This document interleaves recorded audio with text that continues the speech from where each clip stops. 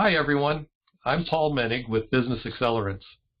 Each session, I bring you insights from business people as they deal with the 7 forces needed to be aligned to accelerate your profitable growth and the 8 drivers of business value.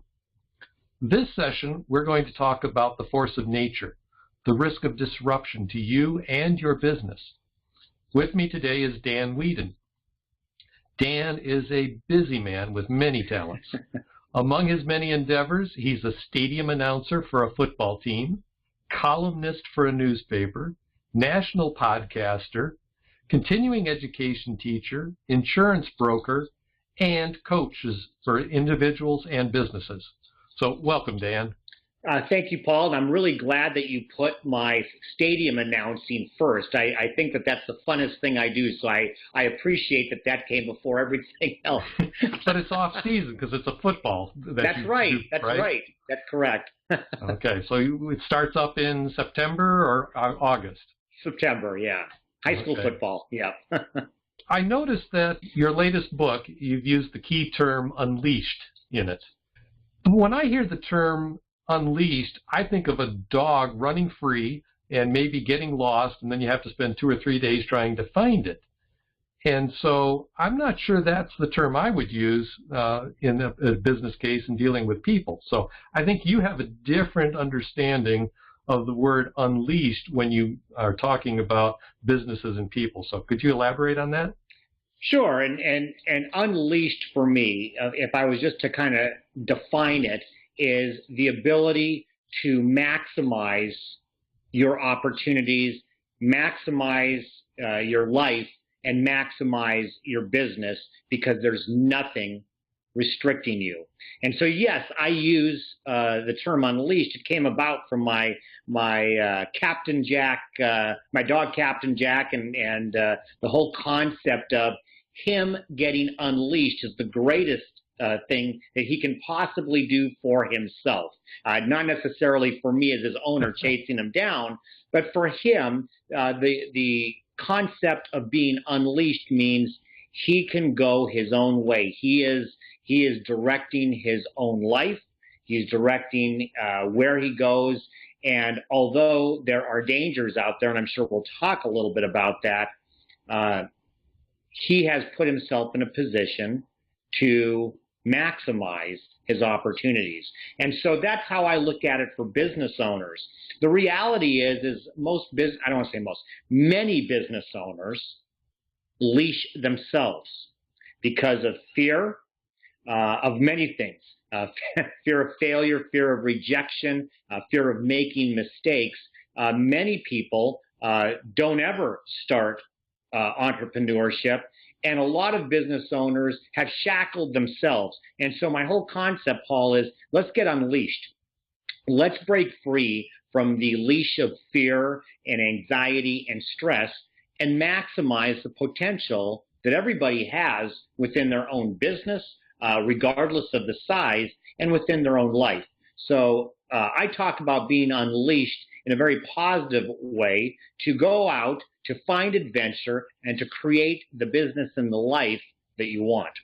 Ooh, that sounds fabulous. And the term that came to mind while you were talking about that, I was thinking more of a prisoner and being shackled. But because you have a dog and a leash, and of course now we have leashes that have mechanisms in them spring-loaded so that you can go out a certain distance and still pull them back a little bit. Does that But as a business owner, as an entrepreneur, you still want to have the ability mentally, and this is a mental unleashed. Let's be clear. For a dog, it's a physical restriction, and leashes are a good thing. So I don't want to get too crazy on it. It's really a mental vision thing, is that we have to, as business owners, whether you're the CEO of 1,000 person enterprise, or you're like you and I as solo practitioners, you want to be able to have this unleashed mindset. And I talk about that in my book. It's one of the very first chapters. It's an entrepreneurial mindset that, yes, in order to go where I want to go, as a business and in my life, I'm going to have to take risks. That means unleashing myself from the fear. That doesn't mean that I can't mitigate some of those fears. I can't prevent them, but I'm going to take a bold step out. And that's where I think, it's a key word, bold step out on a mental platform that I'm going to be able to meet all of the goals. I'm going to be able to think big and dream big because I've unleashed my mindset to allow myself to do that. There's a lot of other things that come to mind. We tell entrepreneurs that are startups, at least, fail fast. What's your minimum viable product? Get out there and do something. We Right. tell salespeople that they don't want to make a phone call because they're fear of rejection, which you mentioned, and things. So these are all factoring into Unleashed in your mind. Right, and it's just a way of saying, hey, look, people understand dogs. Whether you own one now or not, most people understand what dogs are about. They would rather be unleashed. If you go to a dog park, they're all unleashed, and they're out there having fun and playing with each other and trying new things and smelling new things and all of that, right? Well, that's how our entrepreneurs, to a certain extent, really should be acting. Obviously not like dogs, but they should be trying things. They should be experimenting. They should be saying, well, you know what? If I do fail, there's another bush over there. There's something else to do, and it really is about creating a mindset. Okay, so that brings an interesting thought to my mind. I have employees now. For insurance purposes and risk purposes, I want them to follow procedures. I want them to do certain things, and yet I might also want them to, in some cases, innovate. How do I properly, how do I effectively unleash my employees? You use the old Ronald Reagan term that he had with the Soviet Union, you trust but verify. Okay? Okay. Because look, the worst thing you can do to an employee is to shackle them. If you have to shackle them, and this is in the proverbial sense, not in the real sense, yeah. You have other problems if you do that. But if you hold them back, they're going to leave you. The reality is today, Paul, and whether you think, not you personally, but whether someone thinks it's a generation thing, young people, and I'll say the millennials, people who are under 30, they want to be able to be autonomous in what they do. They want to be able to see a reward. And if an employer, a CEO, does not provide adequate training, mentoring, coaching, skill acquisition, and then letting people have the opportunity to fail, because we all will, grant them autonomy, then they're going to have problems. And so in answer to your question, a business owner who has employees must allow them the opportunity to fail, but then also, mentor them, guide them, train them. I've got a situation right now with a client that took a person who was an employee and turned them into a manager, turned them into have a leadership role. In fact, it happened shortly after he took over the business. This person had been there a while. They were great at their job. Turns out they're not so great at managing. And even with the appropriate training, they're going to move them back into a position where they're better suited. Now, if you have somebody in your employ and whoever's listening to this, you have somebody in your employ and you want to advance them, first of all, find out if they're the right fit. Second of all, give them the tools and resources necessary to do their job well, and then unleash them. Let them try, let them fail. The worst thing is to micromanage it. I know you've worked in leadership positions, and you probably would agree. There's no quicker way to lose somebody who's valuable than to look over their shoulder and micromanage them. You talked about unleashing them with the proper training, one of which we often see is make sure they understand the culture and the values of your organization so that they can make decisions on their own, be autonomous, but do them the way that you want. And that's Absolutely. Where your Reagan style comes in, trust, and then verify that they're doing and following what you expect. And the verify, I think, is important in the sense that outside of political things, that you're verifying for their best interests as well as yours, because you're trying to help them be successful. And during the verification process, it's really part of coaching and training. It might be, hey, Paul, how are you doing with this? Do you have any concerns, or what can I do to help you improve? That's part of the verification process, and what you're doing is you're collaborating with them to help them be part of the improvement, and in doing, you're engendering loyalty as well. And so, being unleashed, we've used that word a lot. It can be for both the CEO and for the employees. And I'm going to tell you, if you have a whole bunch of unleashed employees, you're likely to have a company that's doing very well. Yeah, you and I both have some grandchildren, and I just had the chance over the weekend to spend time with my about 20-month-old grandchild.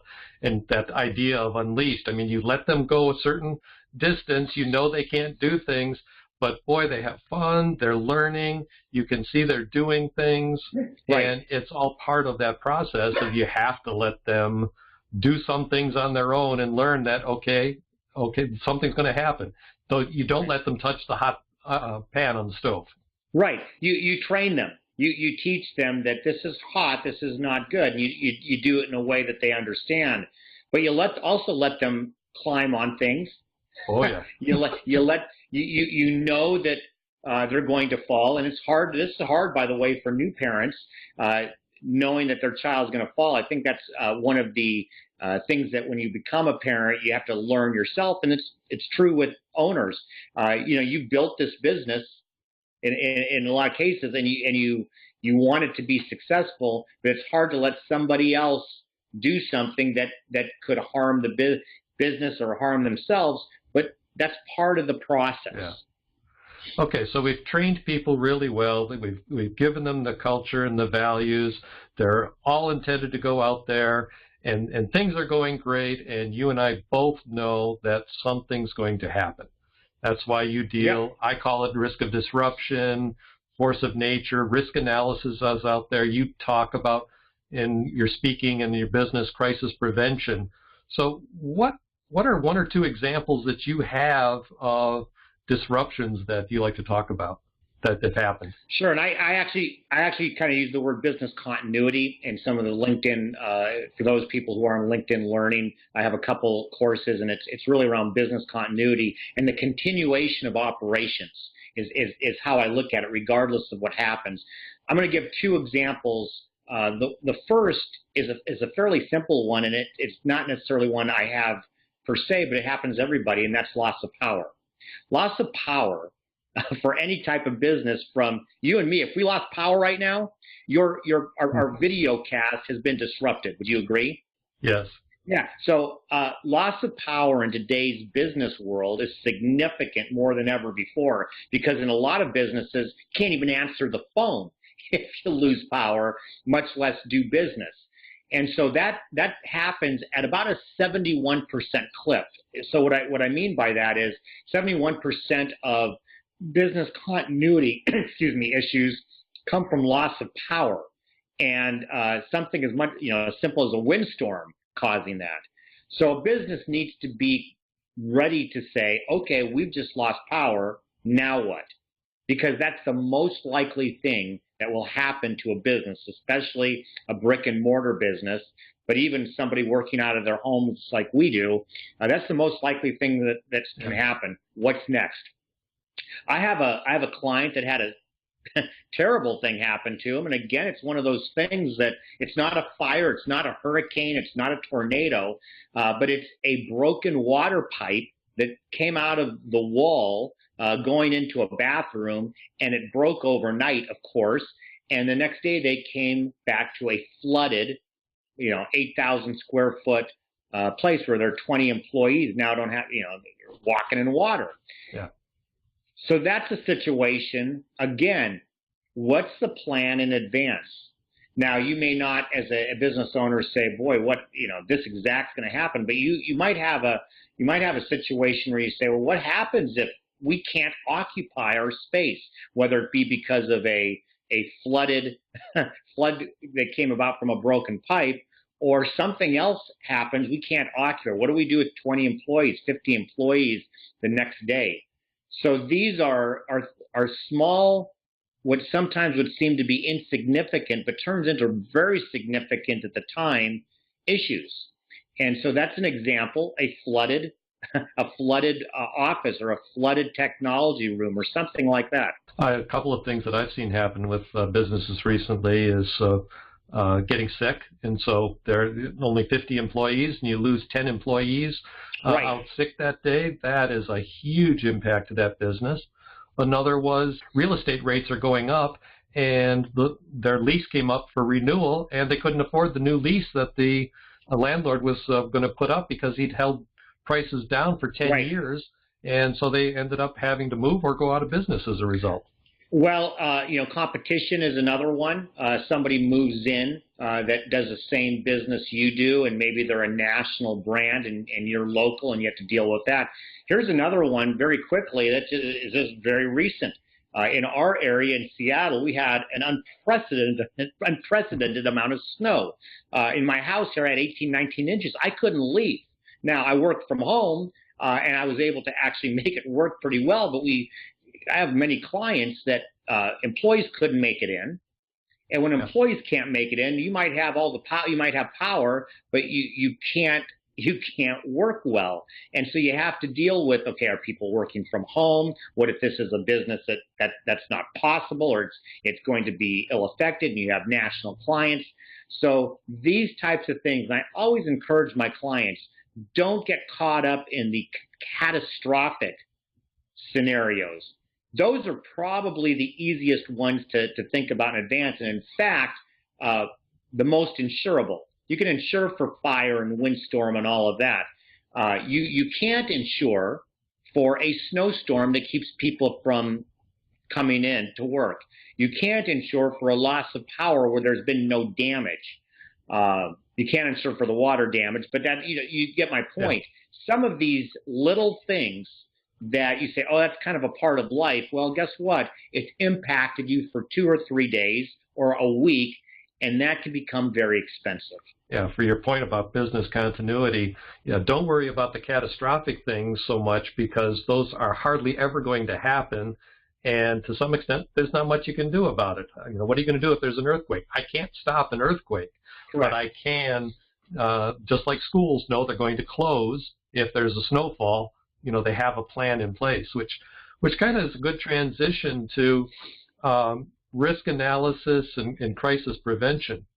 I've had a chance to work on safety systems for transportation vehicles, and that included a nuclear-powered submarine. And so in the engineering world, we would go through a laborious, detailed analysis of all the things that we thought could go wrong, how bad it would be if it went wrong, what could we do to detect it, and then what could we do to kind of alleviate the issue. We called it a failure modes and effects analysis. Okay. Engineers have to have a term and an acronym, I guess, right. for things. So how does that compare to what you do in the kind of the risk analysis that you might go through? Well, it's the exact same thing, but if I called it a failure mode analysis, I'm not sure any of my clients would have actually hired me to begin with. But it's the exact same process. So when I work with a client, we start out by identifying exposures. What's exposed to loss? Well, is it your building? Is it your people? Is it your intellectual property? Is it the product you create? I mean, you can go on and on. Let's identify what is exposed to loss. That's why they're called exposures. What's exposed to loss? After we've identified it, we analyze what's the impact. You said, and you use the same term I do. Well, how bad is it? If something happens to this widget, what happens? If the power goes out, how bad is it?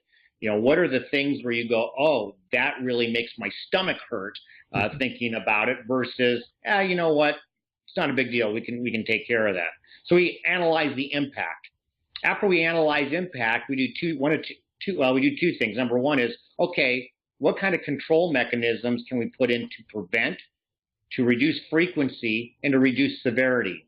And you hear about loss control all the time. Well, we're going to put rear view cameras in all of our vehicles to help reduce the frequency of backing accidents, example.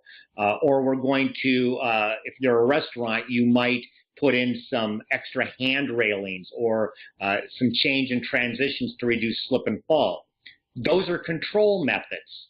You might do something with a building for that earthquake. Let's go ahead, or we put sprinklers in to reduce fire. That's a good example. Those are control mechanisms.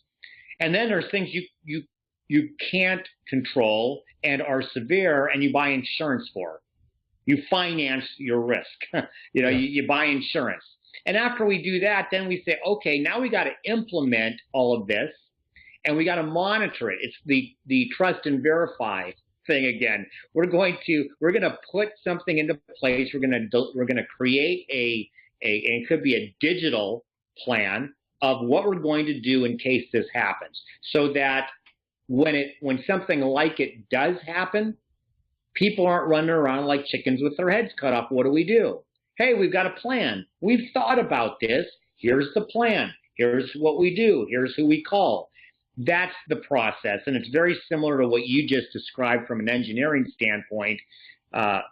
It's the same process in place, and what I tell my clients, Paul, it's not much different than when you were in grade school and the fire alarm goes off, the test fire alarm, and everybody, gets up, single file, walks out into the rain and stands out. It's the same concept. If people know what to do when it really happens, they'll actually do it. I had a multinational company in the automotive industry, and even the chief technology officer of this multi-billion-dollar company at the beginning of every meeting had to point out where the exits are. Right. And it was part of their procedure that every meeting you have to identify what happens if. Well, I'll let me throw one fun one at you. I had a client that is a school district. It was out in New Jersey, and we were going through post-Hurricane Sandy some things. I was hired by them to help, and we were walking through one of the buildings, and the assistant superintendent pointed out to all the, we have all our fire extinguishers and they're all updated. And so then I asked what I thought was an obvious question. How many people in this building know how to use a fire extinguisher, have ever used one? Mm-hmm. And literally he stopped and said, wow, I bet fewer than I'd like to say. Well, the fire extinguishers are great, but they're worthless if nobody knows how to use them. Yeah. The same type of concept. We can go through all the work of identifying and analyzing and ensuring and all that, but if we don't know what to do in the event, even mentally, what to do in the event of a crisis, it's not going to end up well. So my work is around, let's get people prepared, even a little bit, because you'd be amazed at taking small steps in this, how people respond. As devastating as Sandy was and other accidents can be, you just said something, though, that I think is really important. In the military, they call it an after-action review to figure out what went well, what didn't go well, and make plans for the next time something happens. Because as much as we'd like to think it ain't going to happen again, it does, or something similar does to it. Right. Well, it's interesting because I have a client that we created a case study for. They had a situation. I'd actually been working with this client all year in developing a business continuity plan, and they had an event that they told me about later that they had to actually put some of this in place. The event was a power failure where the elevators stopped working. Everything else. And so something as small as that, they actually knew how to respond to it. And I said, what you need to do is turn that into a case study, because that's not the last time likely that those elevators won't work. Put it in. Elevators don't work. What do we do? And so the importance of never let a good crisis go to waste, right? take that as a case study, put it in, and say the next time, oh, we've already actually got it here. We know exactly what to do. Yeah. We're going to follow this recipe. Okay, so the last thing I wanted to touch base with you on is, okay, we've all done that stuff and still there's some loss. There's still a flood or whatever, and that's why you said finance the risk earlier when you said insurance. So I see this nice ad on TV where, you know, something crazy goes wrong and the guy calls his insurance agent. I don't remember which insurance agent it is. And the person at the other end says, "Don't worry, John, we got you covered." Right. But I look at an insurance coverage document and all the verbiage in there, and it's not clear that as a business owner, the insurance company is looking out for my best interests, and that there's a part of it that maybe is, well, we don't want to have to pay out. You know, medical insurance, accident insurance, things like that. So what's your experience with that? We've got you covered. Well, so here's the deal. Insurance companies, especially the larger ones, have become expert marketers. I love all of their, I think they do the best the best commercials out there, but they're done in a marketing and a branding sense to have somebody pick up the phone. That's about it. Insurance is a contract. It's you're signing a contract and paying money to an organization that is not taking on your liability, but they're taking on the assumption of the financial risk. Okay, they're assuming the financial risk. It's not that they don't want to pay for it, but they have to make sure that what they're paying for is what they've been given money to pay for. So your policy has here an insuring agreement that says, here's what we're going to pay for. Here are some things we're not going to pay for. You'd like it to be easier. It's easy to read as that. It's not. That's why you need to have a good broker. And the reality is that when there is some sort of a loss, as long as it is a covered event, let's just use fire because fire is always covered, and you can say to your insurance company, I had a fire, it's right there, you can see the damage from it, they're going to pay for that. The challenges come in when something else happens and it's not so clear, and you'd have to prove, yes, we had this type of a loss, and it's covered. And that's why a good broker is so important, just as a good attorney, just as a good CPA, just as a good IT person or a web designer. Everybody, you need to put together a team of people, and one of those should be an insurance broker who is more than just a transactional-based broker who you're just buying insurance from them and they're off to the next thing. You have to have a broker in place that understands your business, and that's really what we're talking about today is business, that understands how you make money, what your operations are, has gone through a process, probably not as in depth as what I did because I do that from a consultative standpoint, but has gone at least through a process to say, these are the biggest risks that we can insure for you, and we're going to make sure that that's in place. Insurance companies aren't bad guys, but what they do is they do have a contract. And the problem is that they speak insurance language, and you, as the insurance buyer, rarely do. And that's where the intermediary of the broker comes in to say, I'm here to help you. That brings up, is the licensing that a broker has almost equivalent to the license that a lawyer has? And can I, as a business owner, rely on something the broker tells me? Or does it still relate to, if it's written in the contract, that's what takes precedence regardless of what the broker told me? Well, I can't speak to what an attorney does because I've never had to do that, but I can tell you this: a broker has to go through whatever state you're in, through a fairly stringent licensing process where they have to do education and they have to learn the business. Once they do that, they have continuing education they have to do. I teach a lot of that continuing education. In response to your question, the broker needs to be the one who brings up, hey, Paul, what would happen if this happened? How would this impact your business? Can you pay for it from cash flow? You know, and what's your risk appetite? And let's make sure that the insurance that's put into place contractually can happen. Now, there's some things that aren't covered. Earthquake's not covered on any policy. If you're concerned about earthquake, you have to then go buy an earthquake policy. And you can buy insurance for anything if you're willing to pay for it. Oh, yeah, I've heard of this place called Lloyd's of London. I know a few things that have been insured. Exactly. But rocket launches that don't work. But what has to happen is that the broker has to do a good enough job in conjunction, collaboration with the insurance buyer to figure that out. But there's also, it's not all on the insurance broker. This is a collaboration. The insurance buyer also has to say, hey, I'm not going to worry so much about if I say something, it's going to cost me more money.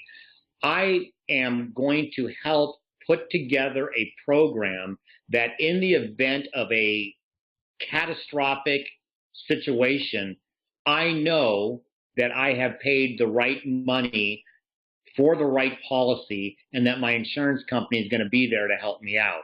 So it's a two-way street. It's a three-entity transaction.